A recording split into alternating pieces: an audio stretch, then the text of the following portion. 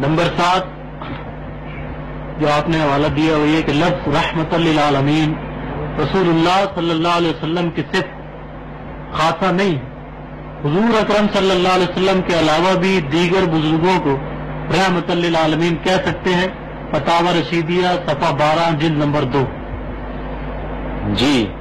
یہ بھی رشید احمد گنگوہی صاحب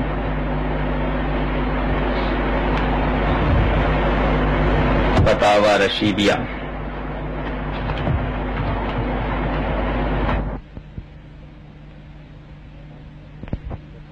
گنگوئی صاحب 1352 ہجری کتب خانہ رحیمیہ سنہری مسجد دہلی سے یہ چھپی، یہ میرے پاس ہے۔ خواجہ برقی پریس دہلی میں یہ چھپا اور یہ ناشر ہیں اس کے صفحہ نمبر 9 پر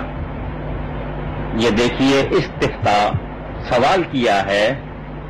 کیا فرماتے ہیں علماء دین کہ لفظ رحمت للعالمین مخصوص حضرت صلی اللہ علیہ وسلم سے ہے یا ہر شخص کو کہہ سکتے ہیں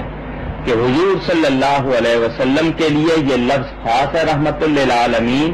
یا ہر شخص کو کہہ سکتے ہیں؟ گنگوئی صاحب جواب دیتے ہیں لفظ رحمت للعالمین صفت خاصہ رسول اللہ صلی اللہ علیہ وسلم کی نہیں ہے بلکہ دیگر اولیاء، یعنی حضور صلی اللہ علیہ وسلم کی صفت خاصہ نہیں ہے بلکہ دیگر اولیاء و انبیاء اور علماء ربانیین بھی موجب رحمت عالم ہوتے ہیں، اگرچہ جناب رسول اللہ صلی اللہ علیہ وسلم سب میں اعلیٰ ہیں، لہذا اگر دوسرے پر اس لفظ کو بتاویل بول دیوے تو جائز ہے۔ بندہ رشید احمد گنگوہی، یعنی انہوں نے یہ کہا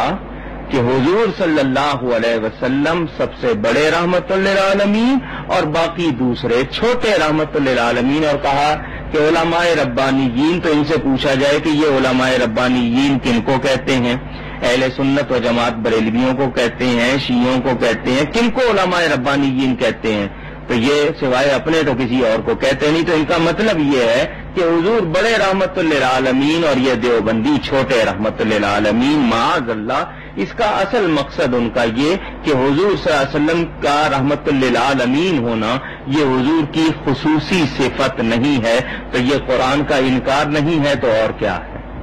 یہ اصل حوالہ بھی دکھا دیا، کوئی یہ نہ سمجھے کہ ہم اپنی طرف سے کہتے ہیں، یہ اس کی اصل عبارت موجود ہے، اس کو ان کی نئی جو اس میں تالیفات رشیدیہ میں بھی اس میں بھی دیکھا جا سکتا ہے۔ جی